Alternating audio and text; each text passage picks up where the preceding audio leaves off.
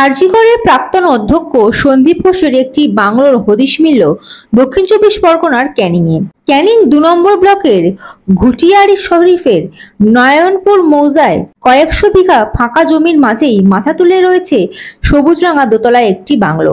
বাংলোর উপরে লেখা সঙ্গীতা সন্দীপ ভিলা। বাংলোটির চারিদিকে রয়েছে লম্বা পাঁচিল। স্থানীয়দের একাংশের দাবি এই বাংলোটি সন্দীপের। পরিবারের অন্য সদস্যের সঙ্গে ডাক্তারবাবুকে এই বাংলোতে আসতেও দেখাচ্ছেন তারা। সন্দীপ ঘোষের স্ত্রীর নাম সঙ্গীতা ঘোষ। স্থানীয়দের বক্তব্য, স্ত্রী এবং নিজের নাম মিলিয়ে বাংলোটির নাম দিয়েছিলেন সন্দীপ। বাংলো এবং বাংলো সংলগ্ন এলাকায় রয়েছে কয়েকশো বিঘা জমি। স্থানীয় সূত্রে জানা গিয়েছে একটি বেসরকারি সংস্থার কয়েকটি প্লট বিভক্ত করে জমিগুলি বিক্রি করেছে। ওই সংস্থারই 2 বিঘা জমির উপরে বাংলোটি তৈরি করেছিলেন, যেটি পরে কেনেন সন্দীপ।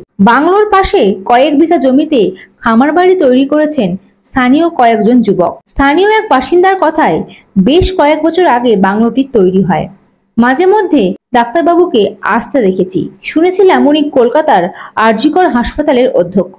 সন্দীপ ঘোষ কখন বাংলোয় আসতেন? এই প্রশ্নের উত্তরে স্থানীয় ওই বাসিন্দা বলেন, সকাল 10টা নাগাদ আসতেন, আবার 4টে সাড়ে 4টের মধ্যে চলে যেতেন। ডাক্তারবাবুর বাবা এবং স্ত্রীকে নিয়েও আসতে দেখেছি। প্রসঙ্গত, আরজিকর হাসপাতালে দুর্নীতির মামলায় গত সোমবার সিবিআই গ্রেফতার করেছে সন্দীপ ঘোষকে। আলিপুরের বিশেষ আদালত সন্দীপ ঘোষকে 8 দিন সিবিআই হেফাজতে রাখার নির্দেশ দিয়েছে।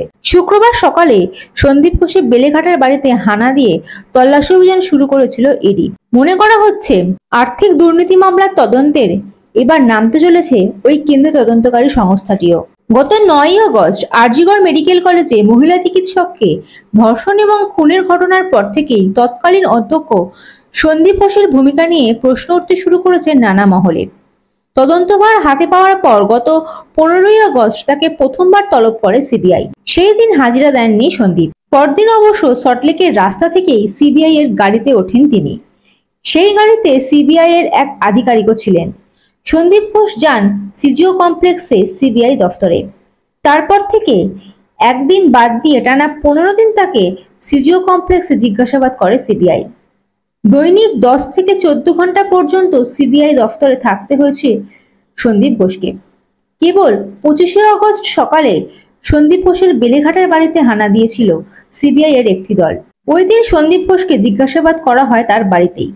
প্রসঙ্গত, সন্দীপ ঘোষের বিরুদ্ধে হাসপাতালের বহু বিষয় নিয়ে দুর্নীতির অভিযোগ করেছিল আরজিকরের প্রাক্তন ডেপুটি সুপার আখতার আলী।